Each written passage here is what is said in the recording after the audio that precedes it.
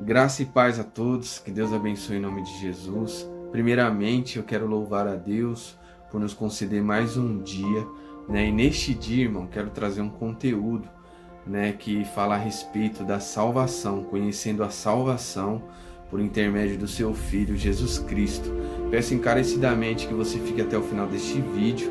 Se você gostar, já comente, compartilhe e se inscreva no canal e ative o sininho para que você não venha perder os outros conteúdos que serão postados aqui no decorrer da semana, tá bom? Então fique com o vídeo, Deus te abençoe e fique na paz do Senhor.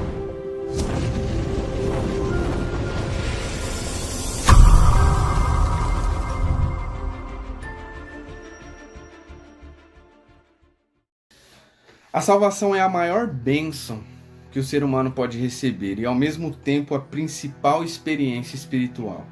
A salvação é o tema central da Bíblia e todo cristão deve conhecer e falar dela para aqueles que ainda não aceitaram a Cristo, para que também sejam alcançados. Agora a gente precisa entender o que é salvação e como ela veio. No princípio pode-se afirmar que ela é o resultado da morte expiatória de Jesus Cristo na cruz do Calvário, que livra o homem da condenação eterna causada pelo pecado. É como em Efésios de capítulo 1, verso 7 diz: nele temos a redenção por meio do seu sangue e o perdão dos pecados de acordo com as riquezas da graça de Deus. A salvação é um ato da soberana vontade de Deus, quem o seu Filho nos reconciliou consigo mesmo, como está escrito em 2 Coríntios de capítulo 5, verso 18 e 19. Tudo isso provém de Deus, que nos reconciliou consigo mesmo por meio de Cristo, e nos deu o ministério da reconciliação, ou seja, que Deus em Cristo estava reconciliando consigo o mundo e não lançando em conta dos pecados dos homens, mas nos confiou a mensagem da reconciliação. Então, através desse verso a gente entende que Jesus Cristo se fez como carne para que nós viemos obter a salvação. E isso, irmão, é a demonstração de grande amor de Deus em favor dos eleitos condenados pelo pecado. E por que Deus traz essa salvação?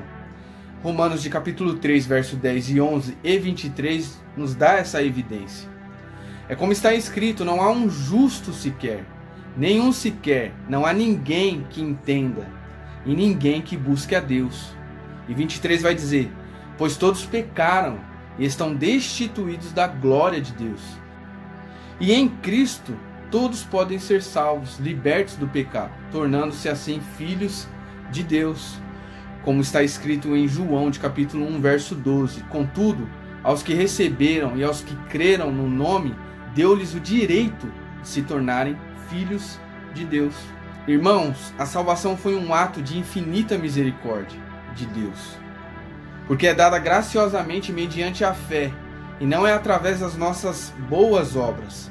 Ou seja, nós não temos méritos para receber a salvação. Todos os méritos são de Cristo. Ele fez tudo para que nós venhamos obter a salvação, essa dádiva graciosa. Foi Deus que tomou a decisão de reconciliar consigo o homem, que pela desobediência havia se afastado do Senhor, tornando-se escravo do pecado e inimigo de Deus, como diz em Efésios de capítulo 2, a partir do verso 10. Diz que Jesus destruiu a barreira da inimizade, reconciliando e nos dando acesso ao Pai. Lembrando, irmãos, que a sua salvação custou um alto preço, como diz em Salmos de número 49, verso 8. Pois o preço da redenção é caríssima e ninguém pode pagar. O sangue de Cristo, o Cordeiro de Deus imolado pelos nossos pecados na cruz do Calvário, conforme a profecia de Isaías 53. Porém, o homem foi concedida graciosamente, segundo as misericórdias de Deus. Irmãos, jamais pagaria tal resgate. Nenhum de nós, irmão, temos nenhum atributo, nenhum aspecto que possa alcançar esse resgate. A salvação, ela não depende de qualquer mérito humano e nem de boas obras, como eu disse. A evidência está em Efésios de capítulo 2, verso 8 e 9.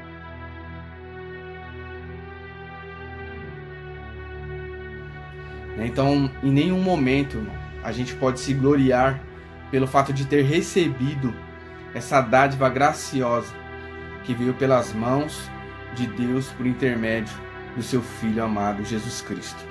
Irmãos, agora é necessário a gente entender a necessidade da salvação. Você aprendeu que todos pecaram e todos estavam destituídos da glória de Deus. E também o salário do pecado é a morte, como diz em Romanos capítulo 6, verso 23. Por causa disso, todos necessitam da salvação e todos precisam se arrepender dos vossos pecados e confessá-los a Deus, como diz em 1 João de capítulo 1, verso 9.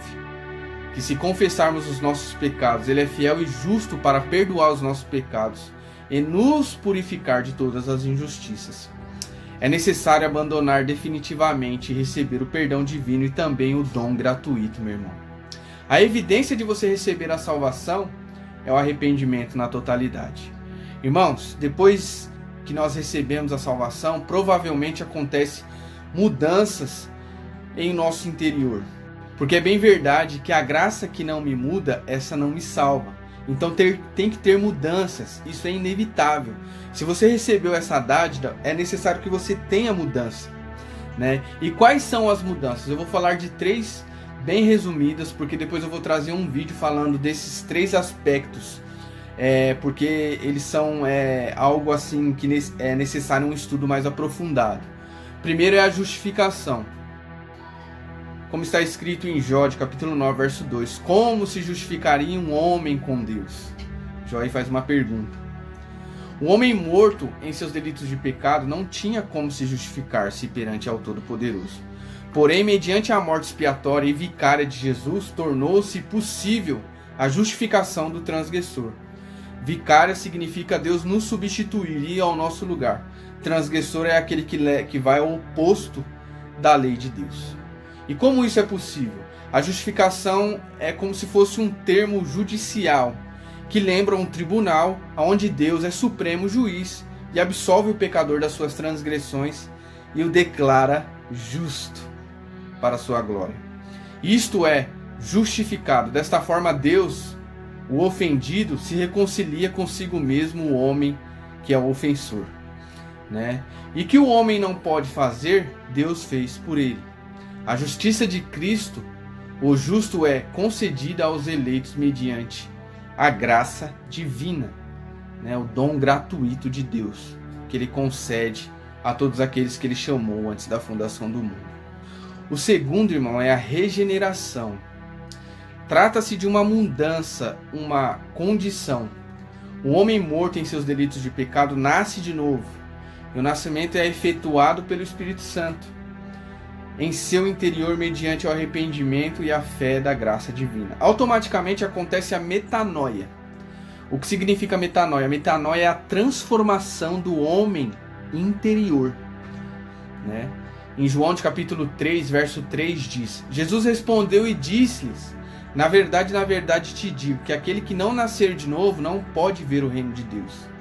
E disse a Nicodemos: como pode um homem nascer sendo velho?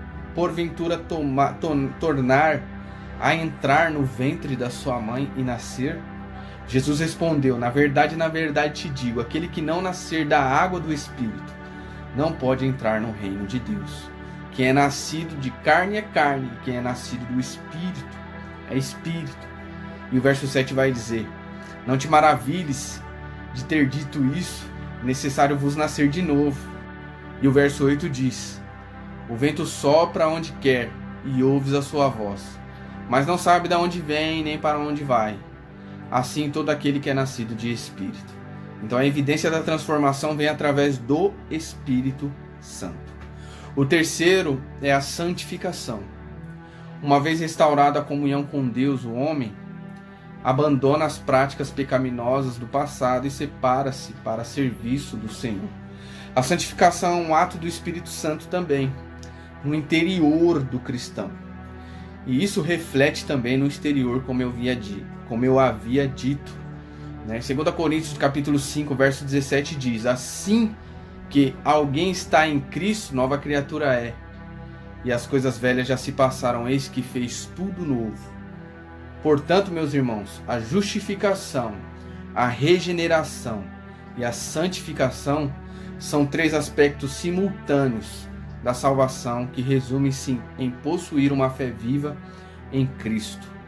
Como diz em Gálatas, de capítulo 2, verso 20. Já estou crucificado com Cristo, já não vive mais eu, mas Cristo vive em mim. É a vida que agora vivo na carne e vivo pela fé do Filho de Deus, a qual me amou e se entregou a si mesmo por mim. Obter a vitória sobre o mundo e o pecado, como disse em 1 João, de capítulo 5, verso 4 e 5. Porque todo aquele que é nascido de Deus vence o mundo. E esta é a vitória de quem vence o mundo, é nossa fé. Quem é que vence o mundo, se não é aquele que crê que Jesus é o Filho de Deus? Torne-se membro da família de Deus. Efésios, de capítulo 2, verso 19.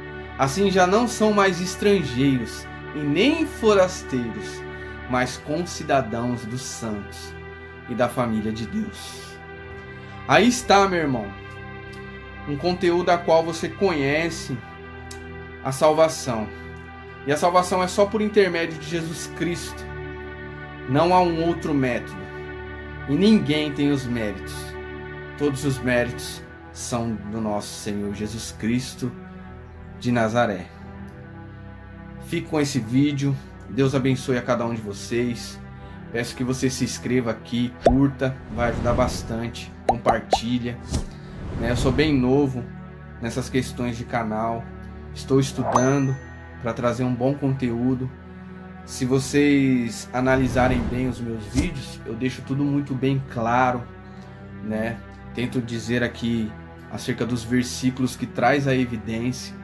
Não deixo fugir as bases bíblicas, irmãos, para que vocês venham ter um bom entendimento acerca da palavra de Deus.